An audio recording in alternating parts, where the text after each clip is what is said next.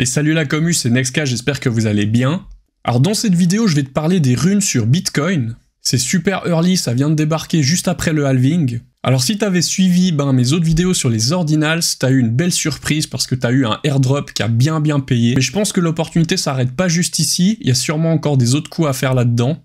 On va regarder tout ça ensemble, je vais te montrer aussi comment acheter, revendre, sécuriser les runes sur Bitcoin. Alors vas-y, pète le petit pouce sur la vidéo et abonne-toi à la chaîne, active les notifications. Et c'est parti, on se retrouve juste après.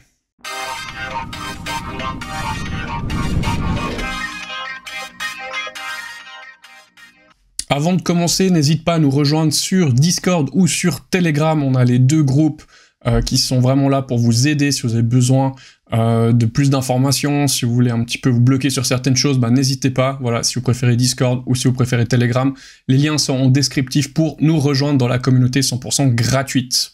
On est parti. Alors qu'est-ce que c'est que ces runes sur Bitcoin pour ceux qui n'avaient pas forcément suivi? On a eu les ordinals au tout début. Ensuite, on a eu les BRC20, et puis maintenant, on est sur les runes. Donc, juste après le halving qui a eu lieu il y a quelques jours, on a ces runes qui ont débarqué. Et je pense que, alors bien sûr, il y a une hype comme tout ce qui se lance un petit peu dans l'écosystème des cryptos, mais par contre, ça a l'air quand même un peu plus performant que ce qu'on a eu jusqu'à maintenant. Donc, il y a une opportunité, surtout vis-à-vis aussi des meme coins. Donc ça, je vais vous montrer, on va regarder tout ça dans cette vidéo. Tu trouveras donc tous les liens en descriptif, tout ce qu'on va regarder, les articles, les différents sites web, etc. Je vais te mettre tous les liens en descriptif dans la vidéo. Donc les runes sur Bitcoin, c'est un nouveau protocole qui permet la création de tokens fongibles de manière plus efficace et plus sûre. En résumé, donc c'est assez simple avec seulement 500 lignes de code, c'est compact, ça demande peu d'espace sur la blockchain, c'est extensible et ça permet des mises à jour via des soft forks. C'est atomique, permettant plusieurs transferts de runes en une seule transaction on-chain. Cette fois-ci, c'est basé sur les UTXO, donc ça fonctionne de manière similaire au transfert de Bitcoin sur la blockchain. Et un autre point intéressant, c'est que c'est compatible avec le Lightning Network, ce qui permet d'avoir des frais très réduits et des transactions quasiment instantanées. Si on compare un petit peu, parce que si vous voulez, les runes, c'est quand même l'évolution des BRC20, donc comparons un petit peu les divers points. Donc les runes, elles peuvent être transférées en une seule transaction, contre 2 à 3 pour les BRC20, ce qui fait que ça surcharge moins la blockchain du Bitcoin. Donc contrairement aux BRC20, les runes, elles disposent d'une implémentation de référence. Le protocole rune, il est plus flexible et il permet de faire des mises à jour, ce qui n'est pas le cas pour les BRC20. Les runes, elles sont pas basées sur la théorie des ordinals, ce qui fait qu'on peut les implémenter plus facilement et elles sont plus accessibles. Donc ça, c'est bien pour, par exemple, les plateformes d'échange centralisées. Les BRC20, ils étaient limités à seulement 4 caractères, alors que les runes, on peut aller sur jusqu'à 28, il me semble, pour l'instant. Et comme ça fonctionne sur les UTXO de Bitcoin, les runes, elles bénéficient de la robustesse du réseau, ce qui fait que c'est plus difficile de les hacker, contrairement aux BRC20 qui étaient assez vulnérables à certaines attaques. Alors vous l'aurez probablement compris, les runes, elles ont été développées par Casey Rodarmor, donc celui qui a inventé aussi les ordinals, donc c'est, si vous voulez, le papa des ordinals. C'est lui qui est à l'origine de ce nouveau phénomène des runes sur Bitcoin. Donc ici, vous avez son X, donc son Twitter. Si vous voulez aller jeter un œil, je vous mettrai en descriptif dans la vidéo. Et petit breaking news pour la communauté des ordinals, un nouveau plafond qui a été atteint pour une vente. Donc en fait, il y a quelqu'un qui a réussi à miner un Satoshi Epic. Donc bien sûr, dans les ordinals, si vous connaissez un petit peu, il y a des catégories de rareté, et du fait qu'on a passé le halving, il y a eu un Satoshi Epic qui a été miné, et du coup, il s'est vendu aux enchères pour environ 2 130 000 $, ce qui est énorme, c'est la plus grosse vente à ce jour. La personne qu'il faut absolument suivre, si vous voulez un petit peu regarder tout ce qui se passe dans l'écosystème des runes sur Bitcoin, il faut suivre Leonidas, donc Leonidas NFT. Vous avez ici son profil Twitter. Donc c'est cette personne qui a en fait lancé le mouvement des runes, notamment avec un gros airdrop. Alors je vais vous expliquer comment ça s'est passé. Alors qu'est-ce qu'il a fait, ce cher Leonidas? il a eu l'idée de créer un ordinals qui s'appelle Runestone, donc la collection Runestone que vous avez juste ici. Et en fait, on a reçu ces Runestones, on se les a fait airdropper, donc il a distribué le supply total de ces Runestones à la communauté, et pour être éligible, pour avoir reçu une Runestone sur un wallet, il fallait posséder au minimum 3 ordinals. Ce qui fait qu'il y a des gens qui ont fait typiquement un x1000. Pourquoi ? Parce que vous pouviez avoir 3 bêtes ordinals qui valaient rien du tout, qui valaient entre 2 et 5 $, et les Runestones, au moment de l'airdrop, valaient environ 5000 $. Donc si vous calculez, vous auriez pu faire un x1000. Alors dites-moi en commentaire, ça m'intéresse, est-ce qu'il y a des gens qui ont reçu des Runestones ? Est-ce que vous avez suivi mes autres vidéos sur les ordinals, vous en aviez acheté et du coup vous avez été éligible, ou peut-être que en regardant cette vidéo, tu vas te dire « Oula, j'ai loupé un truc, je vais vite aller voir sur mon wallet » et peut-être que tu auras une belle surprise. Alors, on va voir le cours après, aujourd'hui ça vaut plus autant cher, mais il y a une petite mécanique derrière qui est sympa. Parce que notre cher Léonidas, il s'est pas arrêté juste à ça. Ce qu'il avait en tête, en fait, c'est de créer le premier meme coin, donc les meme coins, les blagues, hein, les meme coins sur une blockchain, et là il s'est dit, moi je vais créer le premier meme coin sur la blockchain Bitcoin. Et pour ce faire, qu'est-ce qu'il s'est dit ? Eh ben les gens qui auront des Runestones vont se faire airdrop les jetons des futurs runes, qui sont des meme coins. Donc le premier, parce qu'en fait il y en aura même 3, donc le premier a déjà été airdrop, ça s'appelle Doug, ici vous l'avez, Doug Go to the Moon, donc ça c'est le premier airdrop qu'on a reçu. Il y en aura encore 2 autres, donc si vous possédez une Runestone, ou si vous en achetez une maintenant, vous n'êtes plus éligible pour le premier, mais vous allez potentiellement pouvoir recevoir encore 2 airdrops. Ce qu'il faut savoir, c'est que le Doug Go to the Moon, il a été inscrit en position 3 sur les runes, donc c'est vraiment top. Et ce qui est très intéressant avec ce airdrop de memecoin sur Bitcoin, qui est déjà le premier, bien sûr, memecoin qu'on aura sur Bitcoin, il n'y a pas de pre-sale, il n'y a pas de farming, il n'y a pas de groupe payant marketing, il n'y a pas de team allocation, donc il n'y a pas de jetons donnés à la team, il n'y a pas de gift ou d'influenceur qui a pu avoir des jetons, il n'y a pas de secret, enfin, tout était transparent. Et puis, il n'y a pas de favoritisme pour les grosses whales. Donc, tout le monde était à la même enseigne. Soit vous aviez des Runestones, vous avez eu la chance d'en recevoir peut-être gratuitement. Sinon, vous avez acheté une Runestone à un certain prix. Ce qui fait qu'il y a eu un snapshot. Donc, à un moment donné, on a pris en compte tous les gens qui possèdent les Runestones. Et ils étaient éligibles pour ce premier meme coin sur Bitcoin qui sera pour moi le plus gros des meme coins. Et puis, surtout sur une blockchain qui est énorme.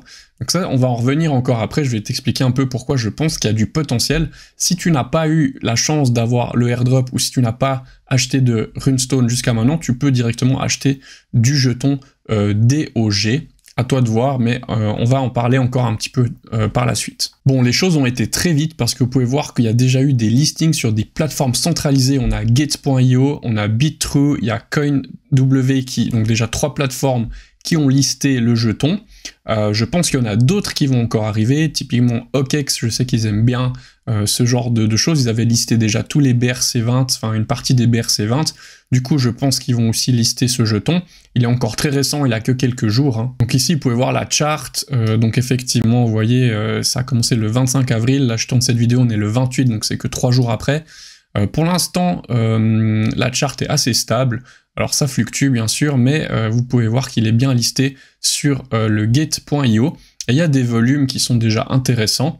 Le market cap aussi est pas mal du tout. Vous pouvez voir qu'il est même déjà sur le CoinMarketCap avec une capitalisation justement de quasiment 500 millions, ce qui est déjà très bien. Donc le fait d'avoir une Runestone, c'était quand même assez rentable, même ceux qu'on avait acheté une, parce que vous voyez qu'on a même reçu aussi du Lobo de Wolf Pup, donc on a même reçu, tout d'un coup il y a d'autres projets qui décident aussi de faire des airdrops sur ces Runestones, donc vous allez peut-être recevoir plein de jetons un peu dans tous les sens. Bon là vous pouvez voir qu'à un certain moment le jeton DOG valait dans les 4000 $, donc le airdrop qu'on a reçu valait dans les 4000 $, plus 300 $ de Lobo, ce qui fait que la Runestone, si vous la vendez aussi maintenant, bon, bien sûr elle a perdu en valeur, mais vous êtes toujours en bénéfice.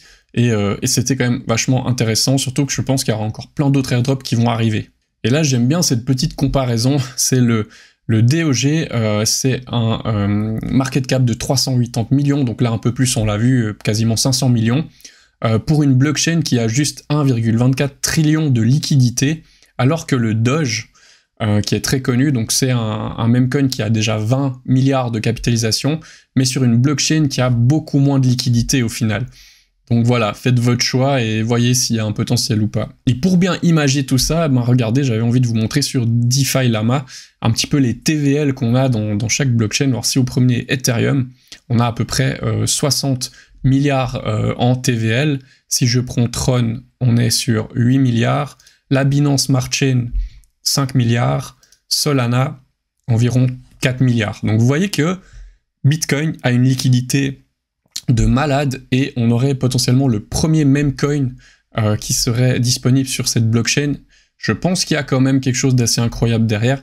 Maintenant, encore une fois, faites vos propres choix, c'est pas un conseil en investissement, chacun doit faire ses propres recherches, et puis bien sûr, il faut que vous respectez votre risk management au moment d'investir dans ces jetons qui sont très spéculatifs, mais si on y pense, il y a quand même un truc un petit peu derrière, hein. Maintenant, la question, bien sûr, que vous posez, c'est est-ce que ça vaut la peine d'investir dans ces runes? Alors, bien sûr, comme toutes, il y en a qui vont fonctionner, il y en a qui fonctionneront pas. Je pense que c'est important de sélectionner celles qui ont une grosse communauté. Typiquement, le Doug Go to the Moon, c'est une communauté déjà qui est énorme. Donc voilà, il y a des runes qui vont de toute façon ne pas fonctionner et qui seront des arnaques totales. Donc faites attention dans quoi vous mettez les pieds. Mais je voulais vous montrer, pour comparer un petit peu sur la BRC20, on avait eu le token Ordi, qui était, on va dire, le plus connu, qui a quand même bien performé, même si c'est lancé, vous voyez, il y a bien sûr toujours une hype au lancement, qui ensuite s'atténue, et ensuite, si il y a toujours de la communauté derrière, et que ça suit le cycle haussier qu'on va peut-être avoir, et ben du coup, le prix s'apprécie et prend de la valeur. Donc on peut voir qu'on pouvait acheter du Ordi autour des 3 $, aujourd'hui il s'échange à 45 $, il est monté quasiment jusqu'à presque 100 $, donc il y avait quand même une opportunité. Je pense que sur les runes, on aura un petit peu le même schéma. Et un truc aussi qu'on se rend pas compte, en fait, que je voulais vous montrer, mais c'est que, regardez, le top narratif crypto depuis le début de l'année 2024, donc en Q1, eh ben, c'est pas l'intelligence artificielle, c'est pas les DePIN, c'est pas les RWA, donc les Real World Assets. Non, ce qui a le plus performé, c'est les meme coins. Vous pouvez voir, hein, la chart parle d'elle-même. Donc, vous voyez qu'ici, on reste en bas avec tout ce qui est un peu connu, les layers, la GameFi, Real World Asset, AI, DeFi, DePIN, tout est là en bas. Et regardez, ça, c'est la courbe des meme coins. Donc, je pense qu'il faut quand même, pendant ce cycle, être exposé au meme coin. Et là, vous pouvez vous exposer à un meme coin sur Bitcoin grâce à ces runes, ou à peut-être d'autres. Il y en aura pas que une, bien sûr, il y en a plein d'autres. Mais encore une fois, choisissez celle où il y a des grosses communautés derrière. N'hésitez pas à venir aussi sur nos groupes pour échanger si vous trouvez des choses ou si vous voulez échanger par rapport à tout ça. Je pense qu'il faut aussi partager les infos, c'est ça qui est cool.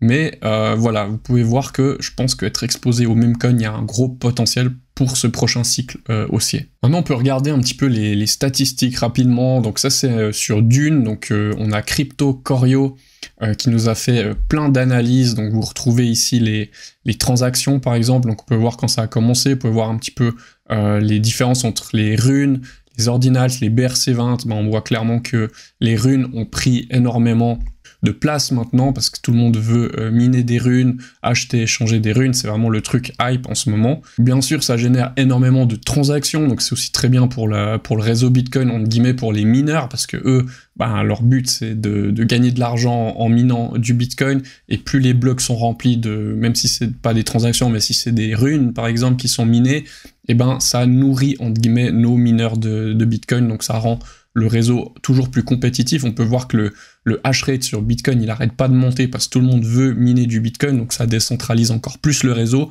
Donc au final, je trouve que c'est une bonne chose, même si beaucoup de gens n'aiment pas du tout et pensent que c'est une attaque du réseau, mais voilà, chacun après son point de vue par rapport à ça. Encore une fois, ici, on a les fees. Donc vous pouvez voir que ça explose les fees. D'ailleurs, je vais vous montrer comment on peut regarder aussi juste après combien vous payez, parce que si c'est trop cher en fees, faites attention, ça vaut pas la peine. Je vais vous montrer pour qu'on puisse regarder un petit peu combien ça coûte en ce moment. Voilà, donc vous avez plein de statistiques, je vous laisserai un petit peu zioter ce fichier. Et puis ce qui est très intéressant, c'est qu'ici, tout en bas du fichier, vous retrouvez un peu tous les liens importants.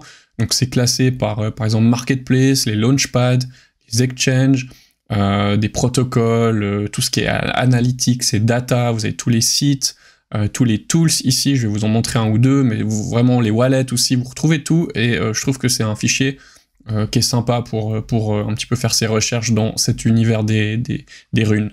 Voilà, si vous voulez voir un petit peu les frais que ça vous coûte en ce moment sur le réseau Bitcoin, il vous faut vous rendre sur mempool.space, et puis là vous pouvez voir en direct donc la blockchain qui travaille avec les blocs, le consensus, et puis là vous avez surtout les fees actuels, donc on peut voir qu'on est entre 1$ et 3$, ce qui reste très minime pour l'instant, mais par exemple à la sortie des runes, je sais que c'est monté jusqu'à 200$ de frais tellement les gens voulaient miner des runes absolument pour être dans les premiers, donc à ce moment-là c'était un petit peu dommage de faire des transactions bien sûr, mais ici vous pouvez voir que c'est redevenu plus ou moins à la normale actuellement. Donc ici par exemple vous avez le site Ordiscan, donc qui vous permet de regarder ce qui est en trending sur les runes, on peut regarder les anciennes runes, donc ça c'est, vous voyez justement, ces runes elles sont numérotées, donc on a la 0, on a la 1, la 2, la 3, donc celle que je vous parlais justement, le memecoin, le premier memecoin sur Bitcoin, eh ben, il est en position 3, ce qui est quand même assez incroyable, ce qu'a réussi à faire Leonidas, c'est vraiment ouf. Je vous invite encore une fois à le suivre sur les réseaux pour vraiment rien manquer, il est tout le temps en train de tweeter, donc c'est intéressant de voir un peu ce qui se passe.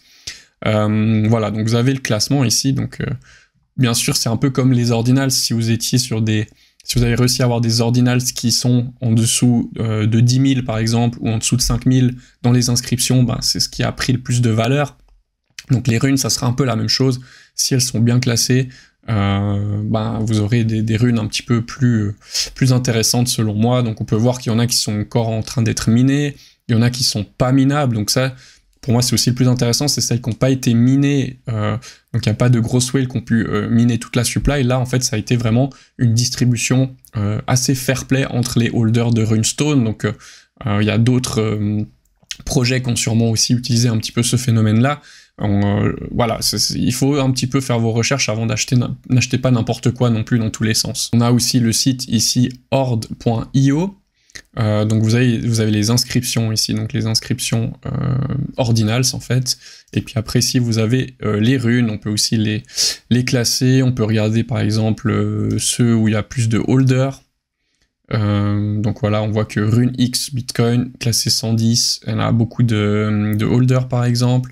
Enfin voilà, vous pouvez faire un petit peu vos recherches avec ce genre de site d'analyse. On a aussi par exemple SAT Screener, donc sur le même principe. Ce que j'aime bien regarder par exemple ici, c'est peut-être regarder un petit peu les market cap. Donc on peut voir ici, je vais rafraîchir une fois ma page pour bien qu'elle soit à jour. Hop, donc ici on peut voir que par exemple Dog to the Moon a un market cap de 500 millions. Voilà, c'est déjà assez haut, mais au final, encore une fois, quand on regarde toute la liquidité qu'il y a sur Bitcoin, ça peut être intéressant quand même je pense que ce jeton peut encore monter, mais voilà, après, encore une fois, ça n'engage que moi, et faites attention, faites vos propres recherches par rapport à ça, n'investissez pas non plus trop d'argent là-dedans, ça reste très spéculatif et très risqué. Maintenant, on va voir comment acheter, revendre des runes, et puis surtout créer un wallet pour recevoir ces runes qui est compatible. Alors des wallets, on a vu, il y en a pas mal. Moi déjà, au terme de plateforme, ce que je vous recommande d'utiliser, c'est Magic Eden. Je trouve que c'est vraiment une des meilleures plateformes, et c'est la plus connue, donc celle que les gens utilisent le plus. Donc vous pouvez voir qu'il y a toutes les chains ici, mais nous, ça nous intéresse d'aller que sur Bitcoin, donc on va cliquer ici en haut sur Bitcoin. Et puis ici, vous avez après les catégories, donc bien sûr, il y a tout ce qui est les ordinals. Par exemple, regardez si on vient ici sur Runestone, donc la fameuse rune qui permet d'avoir tous ces airdrops.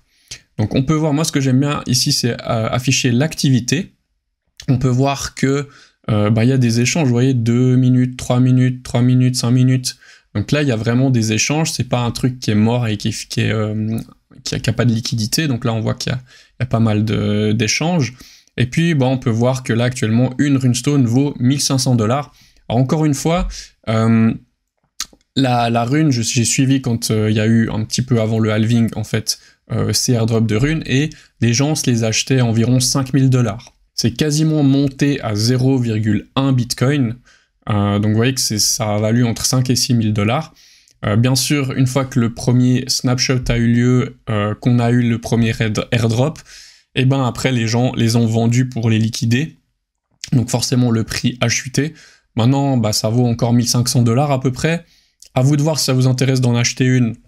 Il y a encore 2 airdrops qui vont arriver, donc voilà, quand on voit le prix du premier airdrop, pour l'instant c'est rentable. Maintenant, je ne sais pas l'avenir, ce qui nous réserve par rapport à ça. L'onglet qui nous intéresse après, ici, vous voyez, c'est les runes. Donc, vous pouvez cliquer ici sur runes. Ici, vous pouvez select runes. Donc là, elles sont classées par volume. Donc on peut voir que le Dog Go to the Moon, c'est la plus échangée. Donc, par exemple, si je clique ici, le truc un peu différent, c'est que ici, je suis obligé d'acheter en fait un... Enfin, vous pouvez pas vraiment acheter la quantité que vous voulez. Vous pouvez pas dire, par exemple, là, je veux mettre juste 50 $ pour acheter des runes. Pour ça, il va falloir aller sur une plateforme d'échange centralisée, comme par exemple, comme je vous avais montré, sur Gate.io, où là, vous pourrez, si je reviens ici sur Gate.io pour faire la différence, par exemple, ici, vous voyez, vous pouvez acheter, disons, 10 000 runes, Dug, et puis du coup, vous avez pour 45 USDT. Voilà. Donc là, c'est plus facile d'aller sur une plateforme centralisée si vous voulez acheter des petits montants. Par contre, si vous venez utiliser justement Magic Eden, eh ben vous devez acheter, par exemple, lui ici, il en vend pour 1 700 000 jetons, donc ça fait 7 745 $. Voilà, c'est un petit peu moins pratique. Par exemple, là, ils vendent, ça c'est le airdrop qu'on a reçu, c'est exactement la quantité de jetons qu'on a reçu, qui vaut à peu près 4 000 $. Donc voilà, les gens vendent le sac, le bag complet d'un coup, ce qui fait que vous êtes obligé d'acheter cette quantité-là. Donc c'est un peu moins flexible que d'aller par exemple sur Gate.io. Donc comment vous allez faire pour avoir un wallet? Vous pouvez utiliser le wallet Magic Eden, comme ça il est directement lié à la plateforme. Je pense que c'est une des façons les plus simples. Donc vous pouvez même ajouter ici l'extension Chrome, et ensuite vous créez votre wallet pour le connecter après ici sur la plateforme. Vous voyez, vous allez sur Connect, et puis ça c'est tous les wallets qui sont utilisables. Donc Magic Eden par exemple, moi j'utilise les autres wallets, j'avais fait un wallet sur Xverse, Unisat et puis Ledger. J'ai ces 3 wallets là. Par exemple ici je peux vous montrer, hop, je vais me connecter sur mon wallet. Voilà, je suis maintenant connecté sur mon wallet ici. Donc vous pouvez voir que bien sûr il faudra avoir un petit peu de Bitcoin. Donc vous allez devoir envoyer du Bitcoin que vous achetez par exemple sur une plateforme comme Bybit. D'ailleurs si vous voulez un petit bonus, vous pouvez utiliser mon lien que je vous mets en descriptif, parce que vous avez le droit à quelque chose, je crois, si vous passez par mon lien, donc c'est toujours ça de prix. Donc en fait, simplement vous allez acheter du Bitcoin, ensuite vous allez envoyer du Bitcoin sur votre wallet, donc vous avez toujours une adresse de réception, et puis il vous faudra bien sûr du Bitcoin pour payer les frais de transaction. Ici vous pouvez voir que j'ai donc les ordinals, donc ça c'est ma liste d'ordinals. On retrouve ici, vous voyez, ma runestone que j'avais reçue en cadeau en airdrop. D'ailleurs si vous voulez retrouver la bonne collection, par exemple vous voyez que j'ai reçu aussi ce machin, je sais même pas trop ce que c'est. Alors disons je vais cliquer dessus, il faut que je chope le ID, hop, et puis quand vous allez ici sur la plateforme, donc sur Magic Eden, simplement ici en haut, vous allez coller le ID, et ça vous retrouve donc votre ordinals. Là on parle d'un ordinals du coup, pas d'une rune, hein. D'un ordinals, vous pouvez ensuite venir par exemple ici regarder qu'est-ce que c'est cette collection. Donc là si je clique ici, je vais tomber sur la collection, et je peux voir que il y a eu des échanges, voilà, il y a 5 heures quelqu'un a acheté, et puis ça vaut 127 $. Bon, ça vaut pas grand chose, je crois que celui-là, ce faire a été monté aussi juste avant le halving, avec le même principe de recevoir un airdrop de runes, etc. Donc c'était ce qu'on appelle des pré-runes ordinals, et du coup ça valait beaucoup plus cher qu'aujourd'hui. Bon, là je vois que les gens ont tout vendu. Moi j'ai pas trop fait attention à ça, mais c'est pas grave. Et puis voilà, déjà ça vous permet de retrouver la bonne collection au bon endroit. D'ailleurs quand on vient ici sur Magic Eden sur les collections Bitcoin, vous voyez il y a donc la catégorie raresat, ça c'est pas le but de cette vidéo, et pré-rune. Donc ça c'était un peu tous les projets justement qui permettent, par exemple je vois que GameStone ici Bon, apparemment il y en a qui achètent ça vaut pas grand chose, et du coup, ben voilà, peut-être que dans ce projet-là, j'ai pas été, il faut aller fouiller après les projets en plus en profondeur, aller sur leur Discord ou sur le réseau pour voir un petit peu ce qu'ils proposent, mais possiblement qu'il y aura des airdrops de runes aussi si vous possédez ces pré-ordinal, enfin ces ordinals pré-runes, voilà. Enfin, j'espère que vous comprenez un petit peu le principe, et sinon, bah voilà, vous pouvez acheter directement ici les runes. Par exemple, le logo de Wolfpup, voilà, vous pourriez en acheter. Là aussi, c'est des gens qui vendent leur airdrop, par exemple. Donc voilà, donc il y a deux stratégies. Soit vraiment vous essayez de trouver des ordinals qui vont vous permettre d'avoir des airdrops, mais attention, dans le timeline, il ne faut pas non plus être trop tard, hein, parce que c'est quelque chose qu'il faut faire assez vite. Ou sinon, vous spéculez directement sur les runes, comme je suis en train de vous montrer. Ouais, ici, par exemple, je pourrais connecter directement mon wallet Unisat, et ensuite échanger soit mes ordinals, soit mes runes sur la plateforme. Voilà. Donc j'espère que vous comprenez un petit peu le principe. Bien sûr, après, vous avez directement le site aussi Unisat. Vous voyez, ici, vous pouvez aller sur Marketplace, il y a les ordinals, Atomnicals, qui est encore autre chose, et puis les runes. Et puis là, c'est le même principe. Vous pouvez aussi, par exemple, acheter ou vendre du Dog to the Moon. Bien sûr, là, c'est le même principe. Vous pouvez acheter que les paquets qui sont déjà faits. Donc, par exemple, là, c'est des paquets, vous voyez, qui vaut quasiment 4000 $. Donc, il n'y a pas trop de flexibilité pour acheter là-dessus. Ça va bien si vous voulez vendre votre bags. Donc, vous voyez que par miracle, vous avez reçu une runestone et des airdrops. Ben, vous pouvez vendre aussi par ces plateformes-là, si ça vous intéresse, pour récupérer du Bitcoin. Sinon, ben, comme je vous ai montré, vous allez sur get.io. Et puis ici, vous achetez des plus petits montants ou vendez des plus petits montants. Donc c'est une très bonne chose que ça soit listé aussi sur les plateformes. Ça permet aux gens d'accéder aussi beaucoup plus facilement que de devoir faire un wallet, etc. sur Unisat, où vous avez encore la plateforme Ordinals Wallet, par exemple, qui est encore une autre plateforme de marché, où on retrouve encore ici, vous voyez, les runestones, les runes, etc. Voilà, donc vous avez plusieurs moyens de le faire. J'espère que cette vidéo, elle vous aura plu, que ça aura pu vous aider. Je pense qu'il y a encore un petit peu de boulot de votre côté pour créer le wallet, pour ensuite échanger, envoyer du Bitcoin dessus, etc. Mais normalement, vous devriez vous en sortir, ou sinon vous choisissez la solution la plus facile. Vous allez simplement sur get.io, et puis vous pouvez, en tout cas pour la rune Dog to the Moon, vous pouvez déjà en acheter et puis spéculer, trader un petit peu sur cette future hype. J'espère que la vidéo vous aura plu, n'hésitez pas à nous rejoindre dans la communauté, mettez un petit pouce, laissez-moi un petit commentaire pour me dire comment vous avez trouvé cette vidéo. Ciao ciao, bye bye.